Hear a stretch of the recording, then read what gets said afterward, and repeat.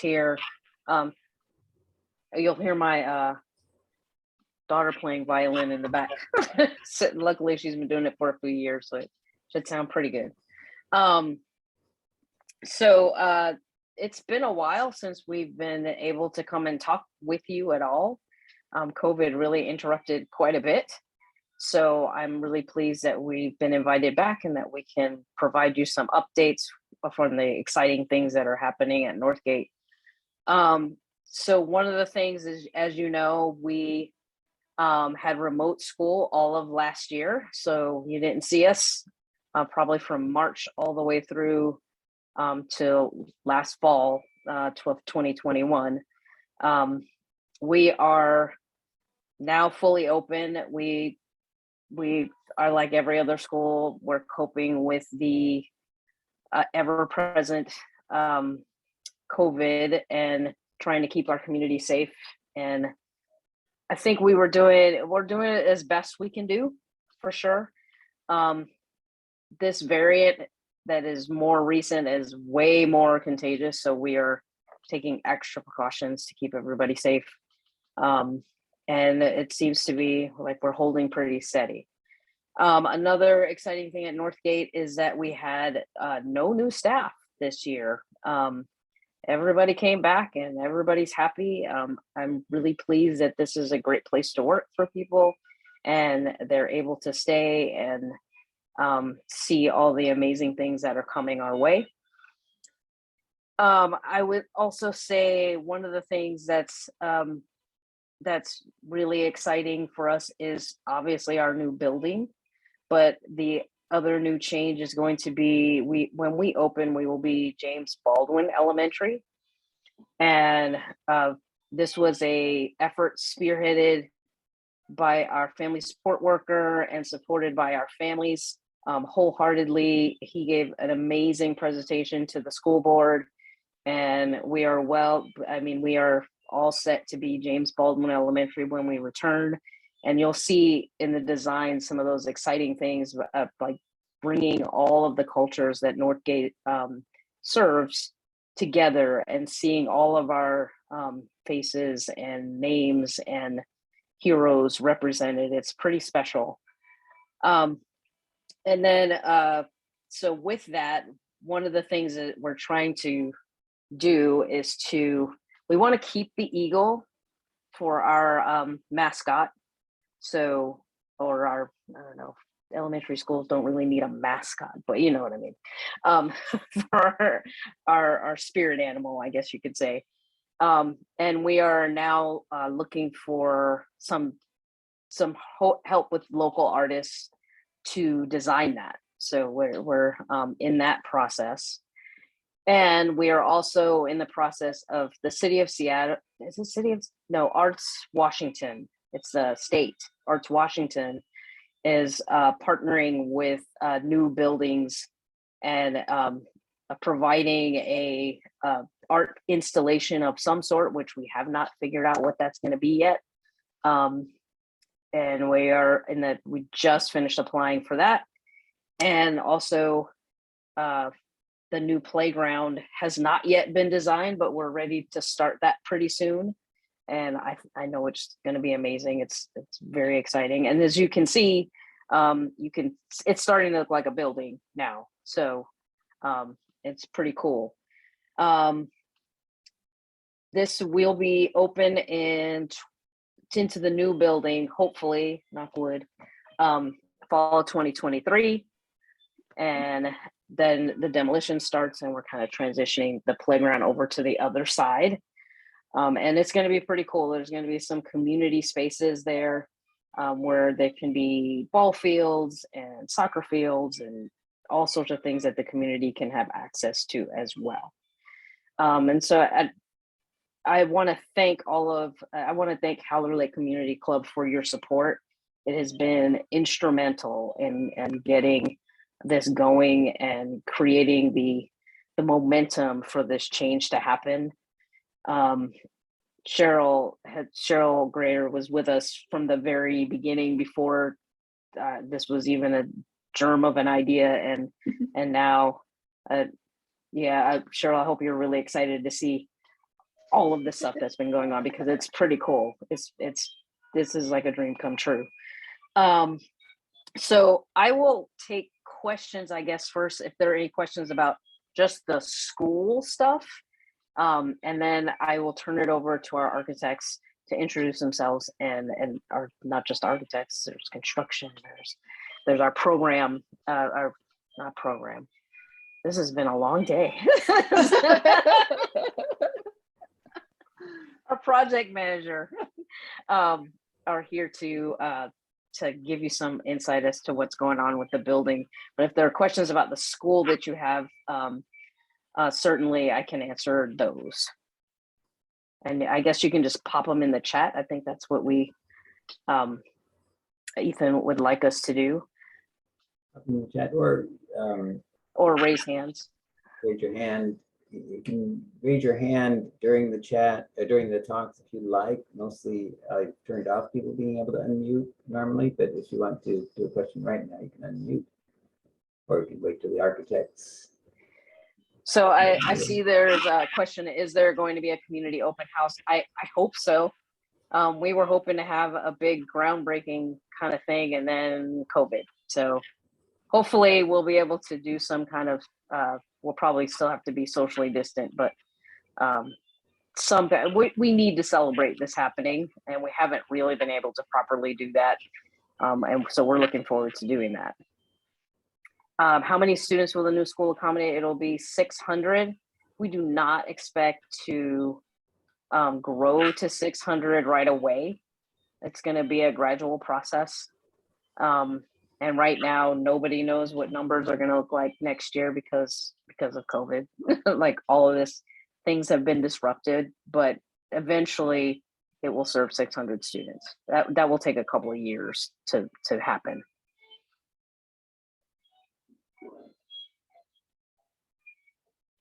Okay, I'll keep monitoring the chat. And then I will let Amanda start off. She's our project manager, and then just introduce yourselves, and then we can let Amy has our slides, I think, for the building, so she can take it away after that. All right, thank you. Hi everyone, my name is Amanda Fulford, and I'm the project manager for Seattle Public Schools. I think previously you'd met with Vince Gonzalez. He is still with us, but he is now a senior project manager with capital projects and planning. So he got promoted, and I am lucky enough to fill his position here with this great group. Just a little bit more to add on to what Dedy was saying. We're trying not to miss the fun milestones. You know, we have so many great moments that have happened and that are yet to come. And so one thing that we're doing that maybe can help the community just be involved is at these large milestones, we're trying to record or document, photograph, and then we put them up on the SPS website that I can put in the chat here in a minute that tracks the construction of the project. An example of that would be tomorrow we are flying in our last beam, which is called our topping out party. So all the major steel elements will be erected as of tomorrow. So we're going to take some video and try and celebrate as best we can in COVID times and put it up on the website and just try and share some of those exciting milestones that we're unfortunately not able to allow the rest of the community in and appreciate with us at this time, which is terribly hard, but you know, we're all doing our best right now. Otherwise, yeah, as Dedy said, things are moving along. Everything's going well for the move-in date of next year for the kids. And I think we'll have Amy present herself. Hi, I'm Amy Jain. I'm one of the architects with NAC Architecture.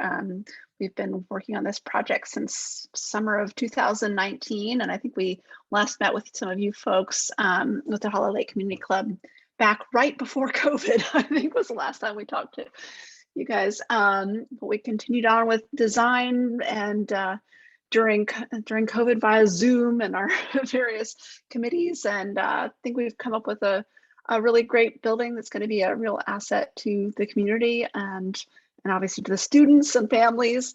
And let's see, I will go ahead and share my screen. We've been in construction since the summer. I'm sure many of you have driven past the site or live close and see it as you're around in the neighborhood. Let's see. Okay, gonna get a confirmation that folks can see my screen. You're good. Okay, Amy. awesome. So you may have driven by, you may have seen things going on, but wanted to start off just with a little different perspective. This is an aerial view that our construction partner, and we have Rox Hoskins here from Lydig, who's doing a fantastic job on construction out there. They had this photo taken, I think this is from Monday this week, actually. So you can see the shape of the building really is coming along. And again, last top beam going in tomorrow. So that's a huge milestone. But yeah, it's just super exciting over the past month, couple of months actually, as the steel has started going in to really see the form of the building take shape. And so I'm just going to give you a few more sort of little fun construction photos. Well, that's if I can get the screen to advance. There we go. Okay, a few more construction photos, and then I'll follow up with some kind of updated design images. But some of the things going on site, kind of stairs coming in, the crane lifting big pieces up in place. It's been our team from NAC has been on site every week since construction started, and sometimes more often, but getting to see all the progress. One little thing I just wanted to share, we had all the students and staff sign one of the beams, this photo up here on the left, that has now been installed in the building, and we're going to have that exposed. We're going to put it in kind of a plastic panel, and it's next to one of the stairs. So as you're walking up the stair in the building, you'll be able to see that reminder of the students and everyone who were watching the construction happen and got to participate. Yeah, just kind of more, there's a view here on the bottom left, the curved wall that's going in our library, and then some storm, oops, jumped ahead faster. Stormwater planters getting constructed that'll carry our stormwater, and there'll be a big path down to the new playground. I think Dedy gave you a little bit of a start of what's going on schedule-wise. The plan is to move into the new building in the fall of 2023, and then the old building will get torn down, and the new play fields and kind of additional site work will get finished up. So our steel frame is almost complete, and we've got some other big things coming up. So I thought I'd let Rox just jump in and kind of give a little things to look for as you're maybe walking by or driving by that'll be coming up in upcoming months. Yeah. Hi, I'm Rox Hoskins. I'm the senior project engineer for Lydig Construction. And yeah, I'm super excited. Our last piece of structural steel is going up tomorrow. I have a couple gray hairs from my first ever steel erection, but it's very exciting. And then next you'll be seeing siding go up, and then you'll see windows later on into this spring. And then we'll start to kind of move indoors after that. But yeah, we're still on track for turnover in April 2023. And like we said, we will be turning over the field in December 2023. I just wanted to say thank you to the community for putting up with all of our noise and our disruptions to your regular path of travel. I know First Ave is very busy, so definitely appreciate that. But yeah, I'm super excited. It's definitely looking to be a beautiful school. Let's see. Okay, to show you a bit more of what this is going to look like as a school. Just kind of starting with our site plan. I'm sure many of you who have been following the project know a little bit about how this is coming along, but obviously the new school, this kind of white L shape, is going on what was the former field area. And then the old building was down here on the south part of the site. So that's going to eventually get torn down, and we'll be building new play fields. The kind of main entry of the school will be kind of up off a new plaza at the kind of northeast corner. So this is First Avenue over here and 120th Street. So there'll be kind of a parking area, new main entry, and then kind of the classroom wing off to the west. And then kind of coming down towards the playgrounds will be the new gymnasium and cafeteria. And then we've got big new play fields, a covered play area, sort of nature play area. And then there'll be some play equipment and various different kinds of activities. So all of that detail of what those activities and equipment is going to look like is still to be designed starting this spring. But this is kind of the basic components that will be there. Yeah, and then just kind of a little bit more about kind of how the building is organized. Again, that entry point is off the sort of northeast corner with a big administrative suite and reception area, and a family community room where families and folks can kind of come in and just socialize, maybe where the PTA sometimes gathers, or just anyone needing to come talk to the family support workers, or there'll be some computers and things for parents to be able to look at up resources and that sort of thing. And then coming into the building, those kind of the childcare suite. Our library is kind of in the middle of the building with nice views out to the existing trees and a new courtyard. We've got kindergarten on the first floor, more classrooms, special ed suite here also on the first floor. And then you go from the main entry, if you step down, you head down towards the play fields, and then that's also where the cafeteria and the gymnasium are located. But going, oops, hang on. Going, oops, there we go. Going up to the second floor, there's a music room, the 4th and 5th grade classrooms. We've got kind of this curving hallway that comes a pathway through the building, and then these clusters of classrooms that form little neighborhoods that are both intimate and yet kind of open and connecting across to each other. So there's kind of these very differing scales in the building and ability to have smaller groups, bigger groups, and cross connections, and really supporting the great sense of community that the Northgate teachers and staff have really created for the students. This is just that lower level, this whole sort of south edge.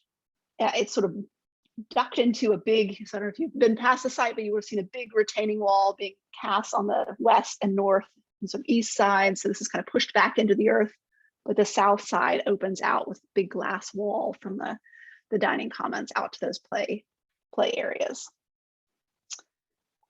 Just then looking from that northeast corner, the entry, we've got kind of a big covered porch area, and there's actually going to be benches and things under here. So really trying to make a welcoming entry point for the students and families in the community, and kind of a feature on the corner of the site. This is from the other side of the building. It's actually the library here with these sort of big glass wall looking out to a courtyard and classrooms off to the left. The staff lounge is actually up on the second floor, and there's then the pathway that goes down for the students past the gym down to the playground. It's kind of off here on the right. It's kind of another view of that library courtyard, and how we've got these every classroom has a little bay window that is a window seat. So it's a spot where 2 or 3 students, or a student and a tutor or a staff member can kind of sit and have kind of a little intimate space for a smaller activity. Kind of coming into our main entry, as we come inside, there's stairs going both down into the dining commons area, and you can just see kids in the gym where there's a big operable wall between the dining commons and the gym. There are stairs that take you up to the second level, and the library is kind of straight ahead. And then we've got a bunch of little moments throughout the building that were inspired by our work with what we called our culture team group, a group of parents and staff and community members who kind of really helped us understand the culture of Northgate and the different populations and groups within the school. And so we've got this big wall that's going to be a map that's essentially like I don't know if anyone remembers Light Brights as a kid, but there'll be little holes. The whole map will be created of holes in this panel, and there'll be little colored pegs where during special events kids can come and families can put in pegs to indicate maybe where they're from or where they've been, or where, what they're studying in history that week, or sort of various different uses throughout the year to kind of celebrate the community. You coming in further into the curving hallway, and again the library kind of opening up on the left. Throughout the building, we've created a variety of little spaces of differing sizes and characters and qualities to really kind of provide not only for sort of introverts and extroverts, but for different scales and types of activities, everything from kind of the full class group doing everything together to all those different kinds of moments of the kid who just needs a quiet retreat, to somebody with children working with a tutor or in small groups. So there's a variety of these different sorts of spaces. This one is off of kind of a hallway area and has some soft felt on the wall and a textural sensory panel, and it's like a little mini library as well. There's sort of shelves for books that can be distributed from the main library. And lots of areas for display of student artwork throughout the building. That was a real big priority in the design, was to make plenty of opportunity for a student display. Another little kind of nook area off of one of our shared learning areas between the classrooms. So again, there's this kind of spot where you can pull off to the side, but still be part of the main activity. Down in the dining commons, we've got some tiered seating for kind of a group activity, a little recessed bench, and a little slide. It's a fun student moment. And view down from the administrative suite. Inside our library, there's sort of a double height space, a lower area, and then there's a story area behind. And then this view back out to that courtyard that we saw earlier.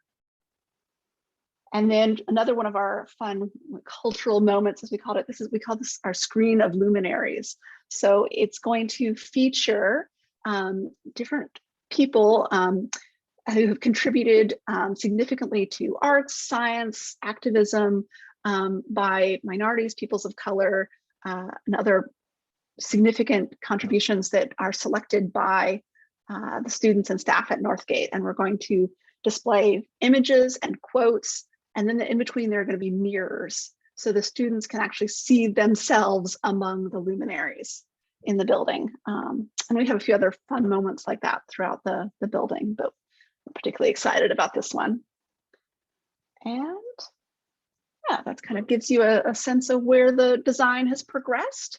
And welcome to ask questions. I'm happy to answer. Yeah, Amy, there was a question a little bit earlier. Can you go back to the landscape plan and talk a little bit more about our drop-off pickup areas?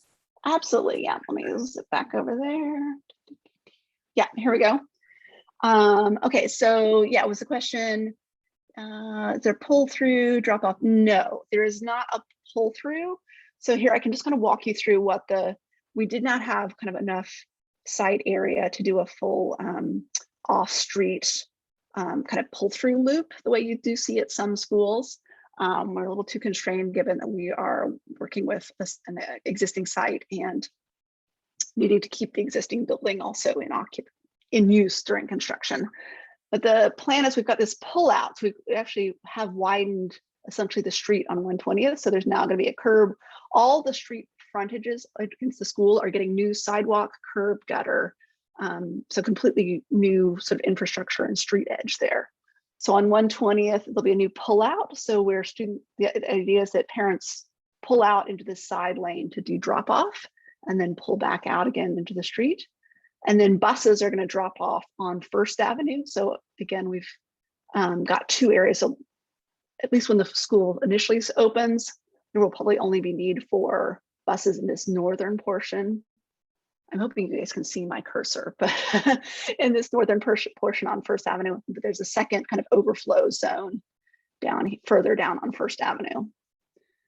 And then we do have a parking lot for visitors and staff. And then there's kind of sorry about that, a service yard access that's kind of gated. So this area and here, but for a big event could also provide some overflow parking. Let's see, any other, let's see, so I see a question about music room.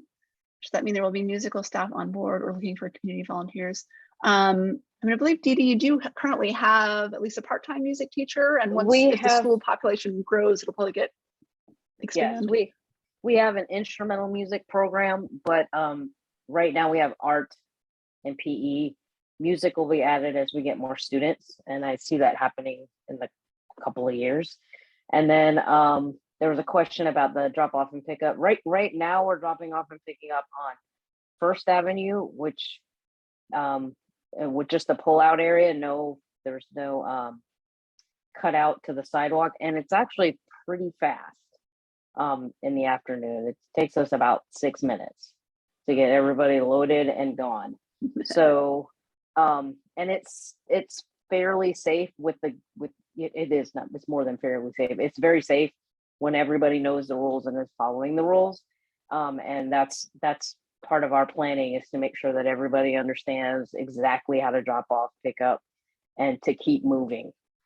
So we're hoping that this is a good trial run for when we actually have a cutout, that we will be able to do that very quickly, and traffic will not be nearly as affected as we have right now with just a lane instead of cutout.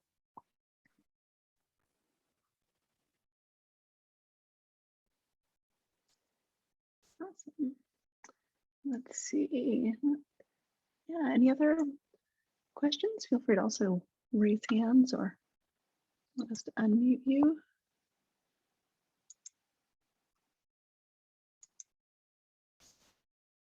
Let's see. Name change. Is the name change occurring at the same time as the new building opening? Yes. I believe it's the same time, right? It will open as James Baldwin Elementary. Yes. And the signage we've got planned for the new building is all incorporating the new name. So that's already in the works. Yes, we are ready to change then. Seemed easier that way. This one might be for you, Dedy, about the nurse. I When don't we get know a what the full-time nurse, not sure about that. Those those don't get determined by necessarily numbers, that also get determined somewhat by need, and it's all centrally allocated. So I do not know. If we were to have a program which required that, like a medically fragile program or something like that, then we would require a full-time nurse, but very few elementary schools have a full-time nurse. Weird in a time of COVID, I know. We do have a full health room in the new building with cot areas and a little exam space and nurse's office for, again, when they're, which obviously can be manned by other school staff, but there will be space for a nurse. Don't know when that would be a full-time nurse, but yeah. And the question, do the levies help? This is a levy that is paying for this, correct, Amanda? Yeah, I'm not sure if that question is in response to the nurses or the building, but both are paid for through. Yeah. Extra nurses so and the building are paid for the levy. Yeah, this building is part of the master plan that was created to support the BEX 5 levy that was passed in 2019 by voters. As well as if it's in reference to nurses, those are also supported and included in the current levy that's being voted on. And then what is the feedback from the current student body and teachers? How are they feeling about the construction? It's been really exciting. We haven't really gotten to see it until it started going up, right? We just felt the pounding, which was kind of funny. Yeah, I mean, there's some inconveniences, but everybody's really excited. Even the kids who aren't going to get to experience it are really excited. They are really, really itching to have pretty soon. NACA is going to bring some people to talk about the art that's going to go up, and some of the plans with the kids, because they haven't seen it for a while because of COVID. And then we're really excited to have Lydig Construction come and work with some of our classes when we are able to, maybe a little bit now, but more when we don't have all these restrictions on visitors and such because of COVID. Lots of stuff because of COVID. But yes, they were feeling really good about it. I mean, when I saw the colors and everything, I almost cried, because it's like all coming to fruition, and you're like, wow, that's pretty awesome. Yeah, and from our standpoint, you know, it's so fun kind of sharing a campus with the kids. Just a couple of months ago, they wrote big thank you letters and then drew all over the sidewalk right outside of our job site. So that was really encouraging, especially, you know, we're dealing with some COVID effects on shipping and things. So it's so encouraging. And, you know, we always love to see community members who like peek into the fence to see what we're up to. And we're always happy to talk. So if you ever, you know, want to call over and say, hey, what are you guys doing today? We're more than happy to talk to you. Yeah, I often find neighbors like just like standing there for a long time on 120th, looking through the peek holes. And their kids, some of them are kid sized too, so that's really fun to see the kids just like mesmerized by it. Yeah, I'm still mesmerized by it, and I work there every day. So Well, and then similarly, we've again tried to create as much community awareness and quote unquote involvement as we can. We also have a site camera installed that's going 24/7. I'll again put the link on here. So if you're ever interested to see it from kind of some of the aerial shots that Amy had shown, we've got a camera going at all the time that we're happy to share with the community. So anybody can check in and see what's going on from that perspective too.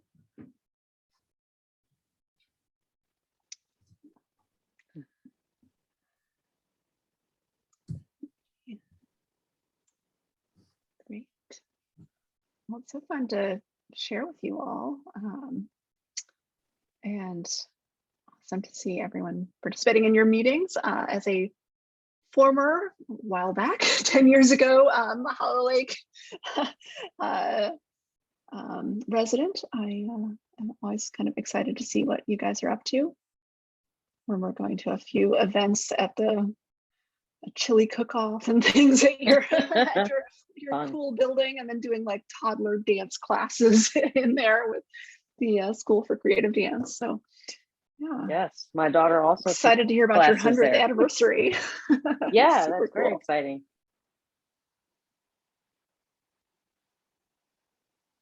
Yeah, and we're just super excited that I will have to say that this project is different than how really we're changing the way the district builds buildings and collaborates with communities to get what they to make a space where they feel like they belong, and we feel like everybody belongs. So as we are always here to serve our community, and we want the building to reflect our community.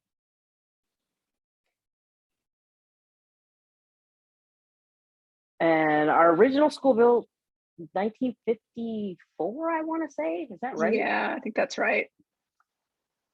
Yeah, early 50s.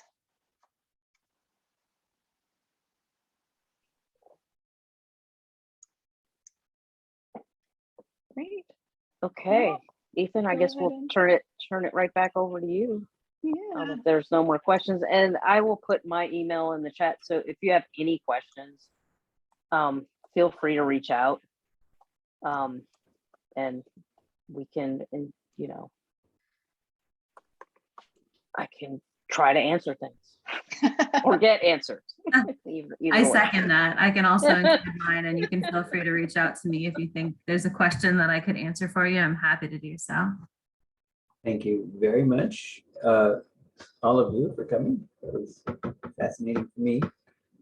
This, to remind everybody, the recording will be up of this, available from our events page and howlakecommunityclub.org. We'll have a link to it. And I'll also add to the write-up of this the link to the camera. And is it okay to put your email address up there too, Dedy? Yeah, I did. I already put it in there. I mean, it's going to go up on the website. Oh, yeah, that's fine. All right, very good. Thank you very much again. Thank you.